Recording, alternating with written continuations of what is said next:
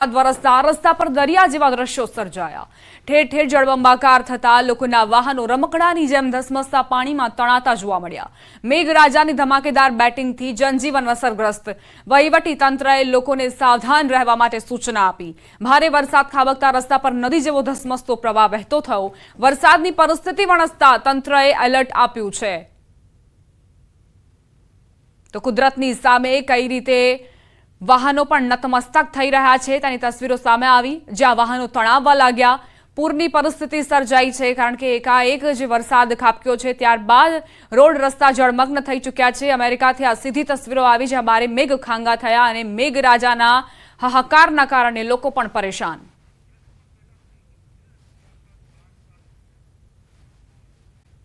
बात हमें करिए हैदराबादनी। बारे मेघ खांगा थया छे। हैदराबादमां सिकंदराबादमां मेघ तांडवनी तस्वीरो सामे आवी। रस्ता पर नदी जेम धसमसतो प्रवाह वहेतो जोवा मळ्यो। अनेक विस्तारो बेटमां फेरवाई गया छे। लोकोना वाहनो धसमसता प्रवाहमां तणाया। मुसळधार वरसाद वरसता शहेरमां घूंटणसमा पाणी भराया। भारे वरसादना पगले वाहनोना अडधा व्हील डूबे तेवी परिस्थिति सर्जाता प्रशासने पाणीना निकालनी कामगीरी हाथ धरी। धोधमार वरसादथी जनजीवन पण खोरवायुं। हैदराबादना सिकंदराबादमां मेघ तांडवनी स्थिति। मेघराजाए मन मूकीने वरसता रस्ता पर नदीओ वहेती थई। वरसादनी तोतिंग बेटिंगथी રહેણાંક વિસ્તારમાં વરસાદી પાણી ફરી વળ્યા। વરસાદે કહેર વરસાવતા અનેક વિસ્તારોમાં બેટ જેવા દ્રશ્યો સર્જાયા। લોકોના વાહનો વરસાદી પાણીમાં ડૂબી ગયા। ઠેર ઠેર જળબંબાકારની સ્થિતિ સર્જાતા વાહન વ્યવહાર ખોરવાયો।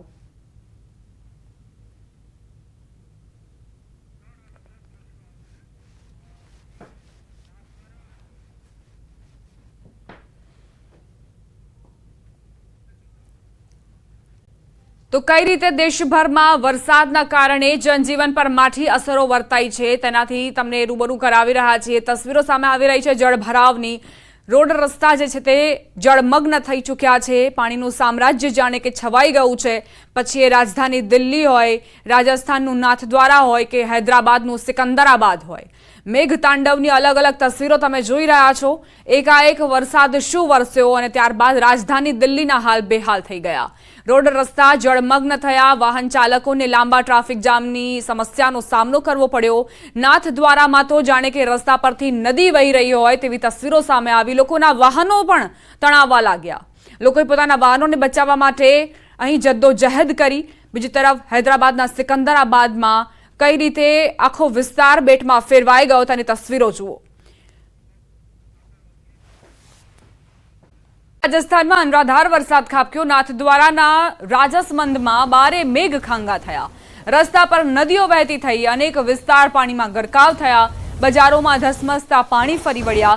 ધોધમાર વરસાદથી જનજીવન પ્રભાવિત થયું। રસ્તા પર રહેલા અનેક વાહનો પાણીમાં તણાયા। રાજસ્થાનના રાજસમંદમાં મેઘરાજાએ તોતિંગ બેટિંગ કરતા રસ્તા પર નદીઓ વહેતી થઈ। વરસાદી નીરનો પ્રવાહ રસ્તા પર ફરી વળતા યુવતી ધસમસતા પ્રવાહમાં તણાઈ। સ્થાનિકોએ યુવતીનો બચાવ કર્યો। નાથદ્વારાના રાજસમંદમાં વરસાદી પાણીના કહેરમાં બજારોમાં ધસમસતા પાણીનો પ્રવાહ ફરી વળ્યો। ધોધમાર વરસાદથી રસ્તા પર નદી જેવા દ્રશ્ય સર્જાયા।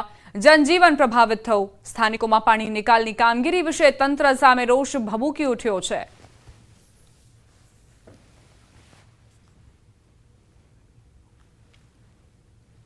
તો રાજસ્થાનમાં જે બારે મેઘ ખાંગા થયા, નાથદ્વારામાં કઈ રીતે રસ્તા પરથી નદીઓ વહી રહી છે તેવી તસવીરો જુઓ। અહીં જે બાળકો છે તે આ પ્રવાહમાં નાહવાની મજા માણી રહ્યા છે, જાણે કે નદીમાં નાહતા હોય તેવી મજા માણતા પણ જોવા મળ્યા હતા, પરંતુ તે ઘાતક સાબિત થઈ શકે છે। તેજ પ્રવાહ જે છે તે વહી રહ્યો છે રસ્તા પરથી અને એ કહેવું પણ મુશ્કેલ છે કે આ નદીનો પ્રવાહ નથી, આ માત્ર ને માત્ર વરસાદના કારણે આ રીતે જળભરાવ થયો છે। રાજ્યની હવે વાત કરીએ। ગુજરાતમાં સિઝનનો અત્યાર સુધીમાં 72.93% વરસાદ ખાબક્યો છે। સિઝનનો સૌથી વધુ વરસાદ કચ્છમાં 88.84% વરસાદ નોંધાયો। અત્યાર સુધીમાં સૌથી ઓછો ઉત્તર ગુજરાતમાં 54.73% વરસાદ ખાબક્યો છે। પૂર્વ મધ્ય ગુજરાતમાં 56.81% જ વરસાદ નોંધાયો। દક્ષિણ ગુજરાતમાં 86.99%, સૌરાષ્ટ્રમાં 80.93% વરસાદ ખાબક્યો છે। ગુજરાતના 4 જિલ્લામાં સિઝનનો સૌથી ઓછો વરસાદ નોંધાયો છે। 4 જિલ્લામાં સૌથી ઓછો માત્ર 26 થી 50% સુધીનો વરસાદ ખાબક્યો છે। સુરેન્દ્રનગર, બોટાદ, અરવલ્લી અને દાહોદ આ 4 એવા જિલ્લાઓ છે જ્યાં અત્યાર સુધીનો સૌથી ઓછો વરસાદ ખાબક્યો છે. અમદાવાદ સહિત 17 જિલ્લામાં સિઝનનો 51 થી 75% સુધીનો જ વરસાદ નોંધાયો, જ્યારે 8 જિલ્લા એવા છે જ્યાં 75 થી 100% સુધીનો વરસાદ નોંધાયો, જ્યારે 4 જિલ્લામાં 100% થી વધુ વરસાદ નોંધાયો. દ્વારકા, પોરબંદર, જૂનાગઢ, નવસારીમાં સિઝનનો સૌથી વધુ 100% થી વધુ વરસાદ નોંધાયો છે. ગુજરાતમાં અત્યાર સુધી સૌથી વધુ વરસાદ દ્વારકામાં ખાબક્યો. સિઝનનો અત્યાર સુધી 154.20% વરસાદ દ્વારકામાં નોંધાયો. ગુજરાતમાં સિઝનનો 72.93%, ફક્ત દ્વારકામાં 154.20% વરસાદ છે. સિઝનનો સૌથી ઓછો સુરેન્દ્રનગરમાં 36.58% વરસાદ. અમદાવાદ જિલ્લામાં સિઝનનો 51.65% જ વરસાદ ખાબક્યો છે.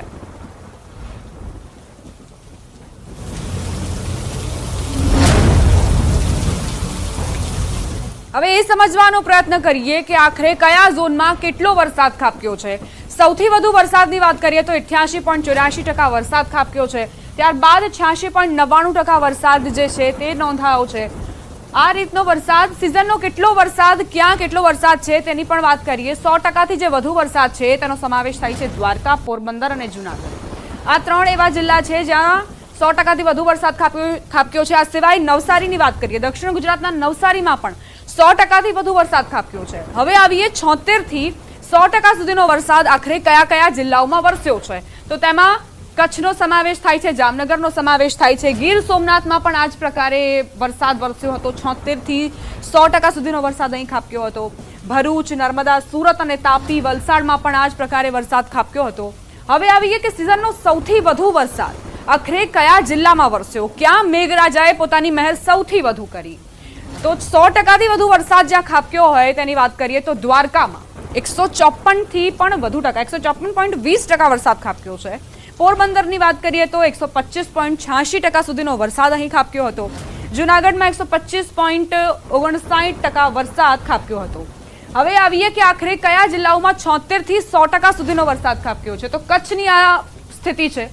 88.80% સુધીનો વરસાદ કચ્છમાં વરસ્યો. ત્યારબાદ જામનગરની વાત કરીએ તો અહીં 75.38% વરસાદ ખાબક્યો હતો. હવે આવીએ દક્ષિણ ગુજરાતના જિલ્લા ઉપર, જ્યાં ભરૂચ, નર્મદાની સ્થિતિ આપ જોઈ રહ્યા છો. ભરૂચમાં 93.36% વરસાદ ખાબક્યો હતો. નર્મદામાં 75.44%, સુરતમાં 91.95%, તાપીમાં 81.73%, વલસાડમાં 86.70% વરસાદ ખાબક્યો હતો. આ સ્થિતિ છે 76 થી 100% સુધીના વરસાદની. હવે 51 થી 75% સુધીનો વરસાદની વાત કરીએ તો એમાં મોરબીનો સમાવેશ થાય છે. 63.89% વરસાદ, રાજકોટમાં 64%ની આસપાસ વરસાદ, અમરેલીમાં 65%, ભાવનગરમાં 62%ની આસપાસ, અમદાવાદમાં 51%, ગાંધીનગરની વાત કરીએ તો 50.83% વરસાદ, બનાસકાંઠા અને સાબરકાંઠામાં 54% અને 56% અનુક્રમે વરસાદ ખાબક્યો હતો. તો આ રીતની સ્થિતિ છે આખા રાજ્યની. સૌથી વધારે જે વરસાદની વાત કરીએ તો દ્વારકામાં, જૂનાગઢમાં વરસ્યો હતો. દિલ્હીમાં દે ધનાધન વરસાદ ખાબક્યો, જેના કારણે જનજીવન અસ્તવ્યસ્ત થઈ ગયું છે. ભારે વરસાદના કારણે કેટલાક વિસ્તારોમાં જળભરાવની સ્થિતિ સર્જાઈ. રસ્તા પર પાણી ભરાઈ જતા નોકરી ધંધાએ જવા નીકળેલા લોકોને ભારે હાલાકીનો સામનો કરવો પડ્યો. દ્રશ્યોમાં જોઈ શકાય છે કે કેટલાક વાહન ચાલકો પાણીમાંથી પસાર થઈ રહ્યા છે, તો કેટલાક વાહનો પાણીમાં બંધ પણ થઈ ગયા હતા. કેટલાક વિસ્તારોમાં ટ્રાફિક જામની સ્થિતિ પણ જોવા મળી રહી છે. નીચાણવાળા વિસ્તારોની આ દુર્દશા થઈ ગઈ છે. રાજધાની દિલ્હીમાં આ રીતે જળભરાવના કારણે લાંબો ટ્રાફિક જામ સર્જાયો હતો. ગાડીઓના થપ્પા રસ્તા પર જોવા મળી રહ્યા છે અને લોકો નોકરી ધંધા અર્થે જવા માટે નીકળ્યા હતા, પરંતુ સમયના વેડફાટના કારણે તેમને હાલાકીનો સામનો કરવો પડ્યો. બીજી તરફ પાણી પણ નથી ઓસરી રહ્યા. ઘણા વાહન ચાલકોના વાહનો ખોટકાતા તેમની મુશ્કેલીમાં ઓર વધારો થયો. મોટા મોટા દાવાઓ અને વાયદાઓ થતા હોય છે, પરંતુ અસલી વાસ્તવિકતા આ જ છે દિલ્હીની. ધોધમાર વરસાદથી અનેક વિસ્તારો પાણીમાં ગરકાવ થઈ ચૂક્યા છે. શહેરના રસ્તાઓ પર પાણી ભરાયા, જેના કારણે લોકોને ભારે હાલાકીનો સામનો કરવો પડ્યો. 3 દિવસની રજા બાદ નોકરી ધંધાર્થે નીકળેલા લોકો ભારે મુશ્કેલી વેઠવા મજબૂર બન્યા. અનેક જગ્યાએ વાહન ચાલકો પણ ફસાયા. સવારથી જ ધોધમાર વરસાદના કારણે જનજીવન ભારે પ્રભાવિત થયું.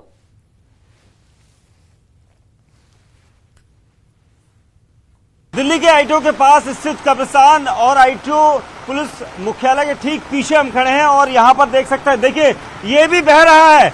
ये हाल है, इतनी तेजी से पानी यहाँ पर आ रहा है कि ये एक बॉक्स बहता हुआ आया है और हम अपने कैमरे पर तस्वीर में दिखा रहे हैं। पूरा पानी यहाँ से, भारी पानी यहाँ से आ रहा है, क्योंकि ये अगर ज्यादा देर तक इसी तरह से चलता रहा, क्योंकि बारिश बहुत तेज हो रही है और मूसलाधार बारिश में इस तरह के अगर डिब्बे और ये तार भी बहकर आ गई है।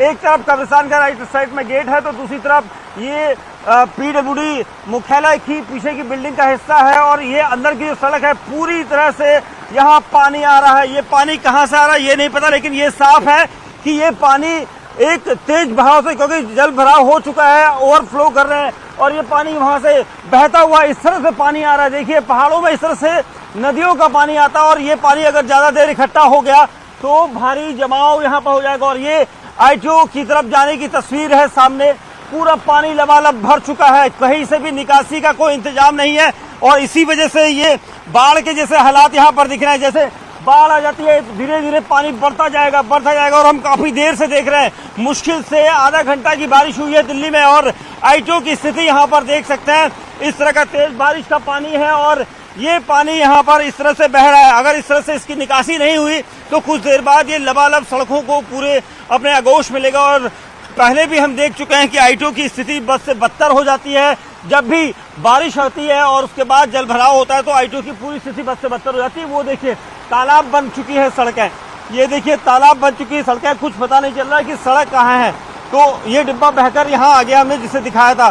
तो कुल मिला के ये कहना होगा कि मूसलाधार बारिश अभी भी दिल्ली में चल रही है और उसका नतीजा ये है कि अब दिल्ली में भारी जाम तो मिलेगा ही, जल भराव उससे ज्यादा दिखाई देगा, क्योंकि अभी भी मूसलाधार बारिश हो रही है। कैमरामैन नकुल शर्मा के साथ दीपक बिष्ट, न्यूज़ 18 इंडिया, दिल्ही। 24 ઓગસ્ટે અનરાધાર વરસાદની હવામાન નિષ્ણાંત અંબાલાલ પટેલની આગાહી। બંગાળનું લો પ્રેશર અને અરબ સાગરમાં બની રહેલી સિસ્ટમ મજબૂત બનતા ધોધમાર વરસાદ પડી શકે છે।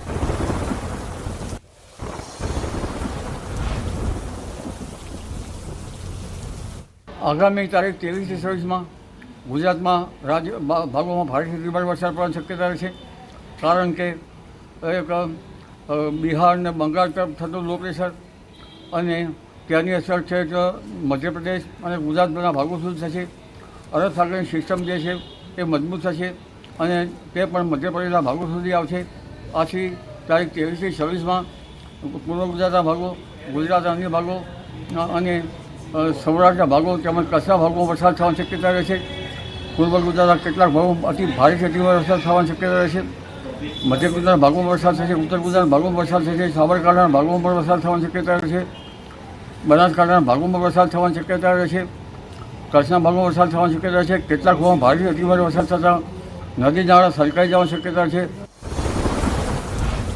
25 ઓગસ્ટ બાદ વધુ એક સિસ્ટમ બનશે, જેના કારણે રાજ્યના તમામ જિલ્લામાં સારો વરસાદ પડી શકે છે।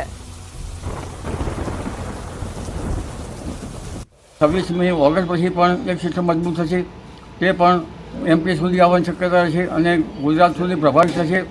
એટલે તારીખ 23 થી 27 સુધીમાં ગુજરાતભરમાં સારો વરસાદ થવાની શક્યતા છે। અલબત્ત કેટલાકમાં ભારેથી અતિભારે વરસાદ થવાની શક્યતા રહેશે। સપ્ટેમ્બરની શરૂઆતમાં વરસાદ પડી શકે છે અને ગણેશ ચતુર્થીની આસપાસ પણ વરસાદની આગાહી કરાઈ છે। સપ્ટેમ્બરની શરૂઆતમાં પણ વરસાદ થવાની શક્યતા રહેશે, ગણેશ ચતુર્થીની આસપાસ વરસાદ થવાની શક્યતા રહેશે અને અનંત ચતુર્થીના દિવસ સુધીમાં વરસાદ થવાની શક્યતા છે। સપ્ટેમ્બરની શરૂઆતમાં દાંતા અંબાજીના ડુંગરામાં વરસાદ થવાની શક્યતા રહેશે, બનાસકાંઠાના કેટલાક ભાગમાં વરસાદ થવાની શક્યતા રહેશે, ગુજરાતના અન્ય ભાગમાં વરસાદ થવાની શક્યતા રહેશે। ખેડૂતો માટે આનંદના સમાચાર પ્રાપ્ત થઈ રહ્યા છે। વરસાદની અછતથી છુટકારો મળી શકે છે। જન્માષ્ટમીના દિવસે ગુજરાતમાં અતિભારે વરસાદના એંધાણ, બંગાળની ખાડીના લો પ્રેશરની અસર થઈ શકે છે। 26 ઓગસ્ટથી 2 થી 3 દિવસ અસર રહી શકે છે। હાલ 4 થી 5 દિવસ વરસાદ નહીં થાય તો આપવું પડી શકે છે પિયત।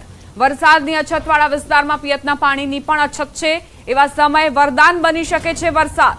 તો અત્યારે જે અછત વર્તાઈ રહી છે, ખેડૂતોનો પાક જે રાહ જોઈ રહ્યો છે પાણીની, વરસાદની, તે હવે રાહ પર અંત આવી શકે છે, કારણ કે બંગાળની ખાડીમાં જે લો પ્રેશર સિસ્ટમ સક્રિય થઈ છે તેની અસરો જન્માષ્ટમીના દિવસથી વર્તાશે। જન્માષ્ટમીના દિવસે અતિભારે વરસાદની આગાહી કરવામાં આવી છે અને અત્યારે જે સિસ્ટમ બની રહી છે મોન્સૂનને આગળ વધારવા માટે, કારણ કે લાંબો એવો વિરામ મેઘરાજાએ રાજ્યભરમાં લઈ લીધો છે અને હવે જરૂર છે ફરી એક વખત વરસાદી વાતાવરણ।